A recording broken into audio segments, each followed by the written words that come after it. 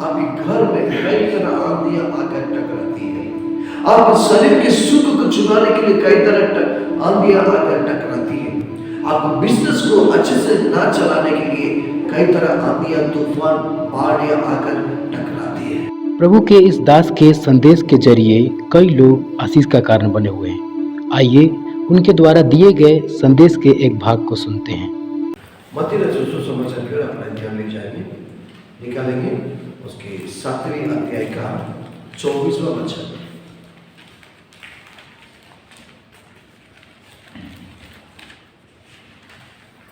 इसलिए जो कोई मेरी ये बातें सुनकर उन्हें मानता है वह उस बुद्धिमान मनुष्य के समान ठहरेगा जिसने अपना घर चट्टान पर बनाया। जिसने अपना घर चट्टान पर बनाया। कि जो कोई घर बनाते हैं उसको ढंग से बनाने के लिए योजना बनाते हैं पहले, और अच्छी से अच्छी नींव को देंगे, अच्छी से अच्छी उसकी मसाला देंगे, सही वाला ईंटा को मंगवा कर रखेंगे, और अच्छे जो काम करने वाला मिस्त्री को बुलवाएंगे और मजदूरों को रखेंगे, तभी घर बनाने के लिए तैयार होंगे। तो यहाँ पर एक बुद्धिमान के मनुष्य के बारे में बताया जा रहा है। वो अपना घर को चट्टान पर बनाया।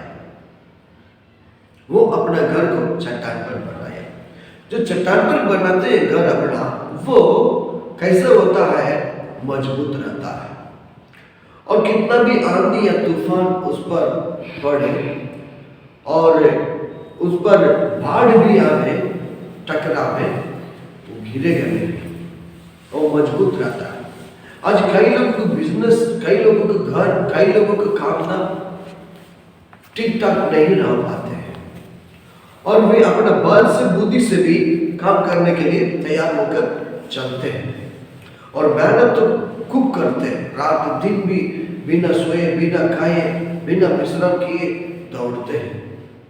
क्या उनका बिजनेस बन जाता है सबका? क्या उनका घर अच्छे से अच्छे बन जाता है? तो प्रभु का वचन है, आपका घर बनना है, या आपका बिजनेस अच्छा से चलना है, या आपका पारिवारिक दशा सुंदर से सुंदर बनना है, कोई दिक्कत परेशानी ना उसमें लगना है, तो एक काम करना पड़ेगा। यहीं पर वही लिखा है, जो कोई मेरी ये बातें सुनकर उन्हें मानता है, यानी यीशु मसीह का जो बात है, हमारा घर को बनाने वाला बात है। यीशु मसीह का जो वचन है, हमारा जीवन को बनाने वाला बात है। यीशु मसीह का जो बात है, आपको बिजनेस को बढ़ाने वाला बात है। यीशु मसीह का बात है, आपका व्यक्तिगत जीवन को खुशहाल आनंद से रखने वाला बात है। तो ये बात है, आपका जरूरी है। क्या बात है भैया? वो जो कोई ये बातें सुनता है, सुनकर उन्हें मानता है, और वह उस बुद्धिमान के समान, मनुष्य के समान ठहरेगा जिसने अपना घर चट्टान पर बनाया। कि आपका घर बनाने के लिए आप चाहते हैं, आपका परिवार अच्छे से अच्छे बनकर जाए चाहते हैं, तो प्रभु का बातों पर मन लगाइए। यीशु के आदेश को, यीशु की आज्ञाओं को सुनकर, समझकर उस पर चलने के लिए आप तैयार कीजिए, तो आपका घर बनेगा। मन फिराओ, स्वर्ग का राज्य निकट आया है। यानी धरती का एक राज्य होता है और स्वर्ग का एक राज्य होता है। धरती का एक आशीर्वाद होता है, लेकिन स्वर्ग का आशीर्वाद होता है। व्यक्तिगत एक आशीर्वाद होता है, पारिवारिक एक आशीर्वाद होता है। व्यक्तिगत जीवन में सफलता एक होता है, पारिवारिक एक सफल होता है। पारिवारिक में सफलता होता है। तो भैया ये सब कहाँ पर मिलेगा? सब एक ही पे मिलेगा। कौन है वो? पुत्र मसीह यीशु, परम पिता परमेश्वर का एकलौता पुत्र प्रभु यीशु मसीह में मिलेगा। हमारे जीवन में जरूरत है, मैं है कहाँ, कर क्या रहा है, अपने इच्छा के अनुसार चलते हैं या जो मुझे बनाया उस परमेश्वर के आदेश के अनुसार हम चलते हैं। मेरा घर को मेरी मन के अनुसार चलाते हैं या पिता परमेश्वर की मेरे प्रभु यीशु मसीह की आदेश के अनुसार हम चलाते हैं। उस बातों को हम जांच लें और परख लें। यदि आप अपना मन से, बल से, बुद्धि से चलाते हैं तो अच्छा ही है, लेकिन प्रभु के सामर्थ्य मिलने के बाद वो घर को प्रभु के वचन के अनुसार चलाते हैं तो और भी आनंद का आनंद प्राप्त कर सकते हैं। यहीं पर वो वचन आपको देखने के मिलेगा। 25वां वचन पढ़िएगा, 7 का 25। और मैं बरसा और बाढ़ें आई और आंधियां चली और उस घर से टकराई, फिर भी वह नहीं गिरा, क्योंकि उसकी नींव चट्टान पर डाली गई थी। उसकी नींव चट्टान पर डाली गई थी। उस पर क्या क्या आया है, बाइबल का पवित्र शास्त्र वचन अच्छा से बतलाती। मैं वर्षा, यदि मिट्टी का घर हो तो गल जाती, और बाढ़ें आई, इतना बाढ़ें हैं पेड़ पौधा को बहा कर लेकर चला जाती है, और आंधियां चली। यदि वो कराकट का मकान हो या मूंज का छत हो कि वो तुरंत आंधी लेकर चला जाएगा, और उस घर पर टकराई फिर भी नहीं गिरा, क्योंकि उसका नींव चट्टान पर डाली गई। आपके घर में कई तरह आंधियां आकर टकराती है। आपके शरीर के सुख को चुराने के लिए कई तरह आंधियां आकर टकराती है। आपको बिजनेस को अच्छे से ना चलाने के लिए कई तरह आंधियां, तूफान, बाढ़ियां आकर टकराती है। कोई कोई लोग बोलते हैं, भैया मेरा घर, मेरा बिजनेस, मेरा परिवार में खुशियों को देखने के नहीं मिल रहा है। एक बीता में आगे बढ़ रहा हूं, एक हाथ हम नीचे चला जाता हूं, एक बीता आगे बढ़ रहा हूं और एक हाथ पीछे चला जाता हूं। लगता है मैं आगे बढ़ते समय कुशल है, एक हाथ जब पीछे भागते हैं तो बड़ा बड़ा हो जाता है। और मैं कर क्या सकता हूं? यही है, यहोवा घर ना बनाए, घर को बनाने वाला को परिश्रम व्यर्थ होगा। भजन संहिता का पुस्तक 127 का पहला और दूसरा वचन में देखने के मिलेंगे बात।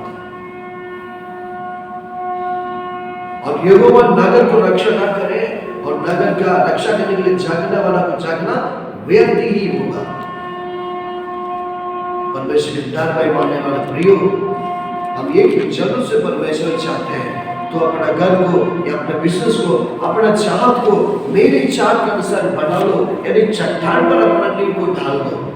इस पर कितना भी आंधी तूफानियां आई और टकराई तो गिर नहीं सकते हो। मैं तुमको रक्षा करूंगा, मैं तुम्हें देख रेख करूंगा। लिखा भजन संहिता 121 में, इस्राएल का रक्षक ना कभी ऊँगेगा ना कभी सोएगा। इस्राएल में कौन होते हैं जी? जो यीशु मसीह पर विश्वास करके उन्हें अपना उद्धारकर्ता के रूप में स्वीकार कर लिए हैं, वो परमपिता परमेश्वर की एकलौता पुत्र पर विश्वास करने के कारण परमेश्वर के संतान हो चुके हैं। परमेश्वर के संतान हो चुके हैं। जब परमेश्वर के संतान है तो हम इस्राएल के गिनती में आएंगे। हमें रक्षा करने के लिए यीशु मसीह ना कभी सोते हैं ना कभी उगते हैं। सबसे बड़ा आनंद की बात है, आपका घर चट्टान पर बनाया रहे, अपने चाहत के अनुसार नहीं, जो पवित्र शास्त्र वचन बतलाती है। इस बातों के अनुसार चलने के लिए, इस बातों के अनुसार अपने घर को, अपनी स्थिति को बनाने के लिए आप तैयार हो लीजिए, अर्पण कीजिएगा, प्रार्थना कीजिएगा, वो आपका सुनेगा। आज कोई अधिकारी के पास जाते हैं या बड़े लोगों के पास जाते हैं कि हमारा काम कभी सुनाया जाता है, कभी अनसुनी किया जाता है, कभी माना जाता है, कभी नहीं माना जाता, कभी हो जाता है, कभी नहीं भी हो जाता। एक चीटी डालने वाला स्थान को मैं बता रहा हूँ, परमपिता परमेश्वर के सम्मुख यीशु मसीह के पांव तले में आकर गिड़गिड़ाकर प्रार्थना के साथ और उनके चरणों में अर्पण कर दीजिए। प्रभु का वचन है, आपका प्रार्थना वो सुनेगा, आपका विनती को वो सुनकर उत्तर देगा और आपका घर को बनाकर प्रभु खड़ा करेगा। एक बात है, हम अपने सोच के अनुसार चलने वाला बात को समाप्त कर ले, जो परमपिता परमेश्वर चाहते हैं उस बातों का अनुसार चलने के लिए तैयार हो जाते हैं। मैं कोई कहानी नहीं बना रहा हूँ, ना किसी से सुनकर मैं आपको बता रहा हूँ। जो पवित्र शास्त्र बतलाती है, जो मेरे जीवन में हुआ है, कई लोगों के विश्वास करने वालों के जीवन में हुआ है, वो सब सच घटना, वही बात मैं आपको पीछे बता रहा हूँ। और सबसे बड़ा बात है, ये हमारा घर यदि स्थिर रहना होगा, आपका घर मसीह यीशु की नाम पर, आपकी बिजनेस, आपकी परिवार के बात या भविष्य वाला बात प्रभु यीशु मसीह के नाम पर विश्वास के साथ बनाया रहता तो अच्छा रहता। कई लोग गार्जियन लोग, भाई लोग अंतरे अंतरे मन में रोते हैं, भाई मैं सब कुछ करता हूँ मेरे पत्नी के लिए, मेरे बाल बच्चे के लिए, मेरे घर वालों के लिए, लेकिन वो मेरा सुनता ही नहीं। सब कुछ करते ही हैं, देते ही हैं, उन पर चिंता किया करते ही हैं, फिर क्यों नहीं मान रहा है? सब कोई अपना अपना मन के अनुसार है, इसलिए एक मत ना होने के कारण दिक्कत में आप अपना घर में सारा परिवार मिलकर प्रार्थना करिएगा, प्रभु को ढूंढिएगा, नियमन बनाइएगा प्रार्थना के लिए। एक समय शाम को 7 बजे, हो सकता 6 बजे, हो सकता 9 बजे, 8 बजे, जैसा आप लोगों का एक साथ होने के समय है, शाम को बच्चे हो, बच्ची हो, दामाद हो, बहू हो, सबको बैठा कर प्रार्थना करें। इतना तो आ गया प्रार्थना नहीं होगा, नहीं, उसी दिन और करिएगा।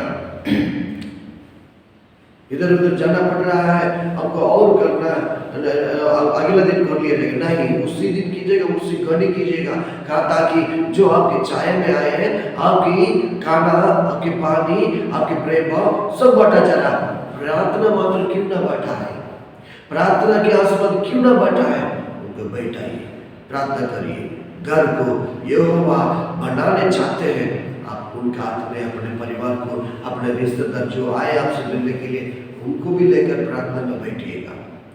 शायद कहीं रिश्तेदार में गए, वहीं पर भी मेरा टाइम प्रार्थना का टाइम है 7 बजे हो या 8 बजे हो, शाम को या दिन में, हमको प्रार्थना करना, भैया थोड़ा देर हमको मौका दे दीजिए, मैं जाकर आधा 1 घंटे प्रार्थना कर आते हैं। आपका रिश्तेदार लोग जिसका घर में आप आए, जिसका घर का खाना पी खा रहे हैं, पानी पी रहे हैं, उनका घर का आशीर्वाद भी मिल जाएगा। आप उसी घर में घुटना होकर प्रार्थना करने के कारण, घर बनाने वाला प्रभु है। आपका घर चट्टान पर बनाया जाए, बालू पर नहीं। यदि आप रिश्ते के घर पर गए हैं, प्रार्थना छोड़ रहे हैं, वो घर का आशीर्वाद आपको कैसे दे पाएंगे? आप कैसे दे पाएंगे? उनके आप करिएगा बरियारी। शायद कोई रिश्तेदार आप यहाँ आए, उनको बरियारी बैठाइएगा, प्रेम भाव से बैठाइएगा, ताकि आपका खाना का वो हकदार बने हुए हैं, प्रार्थना का आशीर्वाद का हकदार ना बने। आप यदि नहीं चाहिएगा तो वो कैसे बैठ पाएगा? यदि वो अब नहीं चाहते हैं, जाना दीजिए, आप बोलिएगा, बताइएगा, हो सकता मान जाए तो अच्छा, नहीं मानेगा तो आप उनका रहते हुए प्रार्थना करिएगा। वो यदि बैठ जाए तो अच्छा है, नहीं बैठे तो फिर भी ये प्रार्थना का आशीर्वाद, दुआ का आशीर्वाद उन्हें भी प्रभु दे देगा। हालेलुया, प्रभु का महिमा होने पाए। और एक व्यक्ति अपना घर एक जगह में बनाया, बालू पर बनाते हैं। देखिए 26 और 27 में उनका क्या हाल हुआ? परंतु जो कोई मेरी ये बातें सुनता है, मत्ती रचित सुसमाचार 7वां अध्याय का 26वां वचन पढ़ाया जा रहा है। परंतु जो कोई मेरी ये बातें सुनता है और उन पर नहीं चलता, वह उस निर्बुद्धि मनुष्य के समान ठहरेगा, जिसने अपना घर बालू पर बनाया। देख रहे ना जी, निर्बुद्धि मनुष्य बोला जा रहा है उन व्यक्ति को। किसको? जो अपना घर को बालू पर बनाया, और जो अपना परमेश्वर की बातों को नहीं सुना और नहीं माना, वे लोग बालू पर बनाने। अभी भी जो आपको बताया जा रहा है, इन बातों को यदि मान रहे हैं, ये मेरे बात नहीं है, पिता परमेश्वर का मसीह प्रभु यीशु का बात है, और चाहत भी है आपका घर में वो आवे, आपके घर के लोगों का आशीर्वाद देवे। अभी जरूरत है इस बातों को जो मानते हैं वो बुद्धिमान बनते हैं, अपना घर को चट्टान पर बनाने वाला व्यक्तियों में एक हो जाएंगे। और ये बात को जो नहीं मानते हैं, वो अपना घर को वहां पर बनाने वाले होंगे, भालू पर अपना घर घर जो बनाया था। प्रियो, वो बालू पर घर बनाया, उनका हाल सब क्या हुआ उसका हम लोग देख लिया जाए, पढ़ेंगे। और मैं बरसा, मैं उस पर भी बरसा, और बाढ़ें भी आई है, और आंधियां भी चली है, और इस घर से टकराई, और वह गिरकर सत्यानाश हो गया। गिर भी गया, सत्यानाश हो गया। आपका घर आज क्यों नहीं बन पा रहा है? बिजनेस आपका क्यों नहीं जम पा रहा है? आपके समाज में आपका नाम क्यों गिर गिर कर हो जा रहा है? इस शैतानी भूत प्रेत वाला आत्मा क्यों नहीं निकल रहा है? प्रभु के वचन को कोई सुनते हैं और उन्हें नहीं मानते हैं, कोई सुनना ही नहीं चाहते हैं।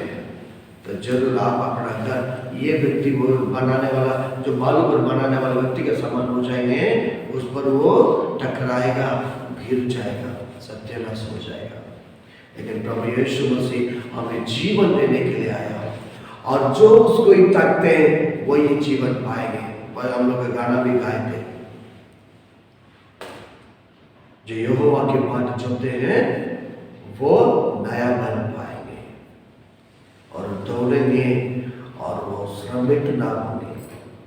प्रियो, प्रभु का वचन है, हम सभी लोगों को बनाना चाहते हैं, और आप परमेश्वर की बातों को सुन ले और उसे मान ले, समझ उस पर चलने के लिए तैयार हो जाए। घर को बनाने वाला हमारे घर को बनाएंगे, आपके बिजनेस को बनाएंगे, आपकी पूरी दशा को बदलेंगे, आपकी स्थिति को बदलकर मनोहर और सुंदर बनाएंगे। कल्याण होगा आपका घर और परिवार। प्रियो, यीशु ने चाहते हैं हम प्रभु का साथ रहकर आशीष के कार्य करने के लिए प्रभु ने हम लोग को तैयार करने पाए। लास्ट एक बात मात्र पढ़ लीजिएगा, हम लोग प्रार्थना करते हैं। 7वां अध्याय का 24वां वचन। इसलिए जो कोई मेरी ये बातें सुनकर उन्हें मानता है, वह उस बुद्धिमान मनुष्य के समान ठहरेगा। प्रार्थना जी, हम परमेश्वर की बातों को मानना और जरूरी है, और एक विशेष की बातों को अध्ययन कर लिया जाएगा। 7 का 21 को पढ़ेंगे। 7वां अध्याय का 21वां वचन। जो मुझसे हे प्रभु कहता है, उनमें से हर एक स्वर्ग के राज में प्रवेश न करेगा, परंतु वही जो मेरे स्वर्गीय पिता की इच्छा पर चलता है। प्रियो, परमेश्वर की राज का भागीदार बनना तो आप उस परमेश्वर की इच्छा पर चलना जरूरी है।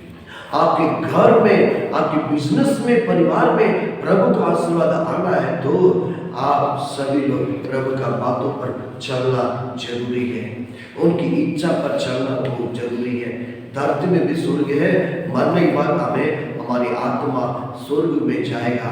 वो निरंतर के वाला जीवन है, ये अनिरंतर जीवन है। ये निरंतर वाला जीवन पाने के लिए प्रभु चाहते हैं, और अनिरंतर वाला जीवन को मात्र हम पाने के लिए प्रभु के पास ना आवे। यीशु मसीह की उस बातों पर समझ कर देखिए, हाल क्या है, जो मेरे स्वर्गीय पिता की इच्छा पर चलते हैं वही स्वर्ग का राज का भागी होगा, स्वर्ग का राज्य में प्रवेश करेगा। हम सब लोग स्वर्गीय आशीष को पाने के लिए दौड़ते हैं और चाहते हैं, परमेश्वर को देने के लिए वो भी चाहते हैं। उससे पाने के लिए हम उसका सुने और दिल से ग्रहण करें, समझ को उस पर चलने के लिए तैयार हो जाए। जरूर परमेश्वर इस वचन के अनुसार सबको आशीष देने के लिए तैयार है।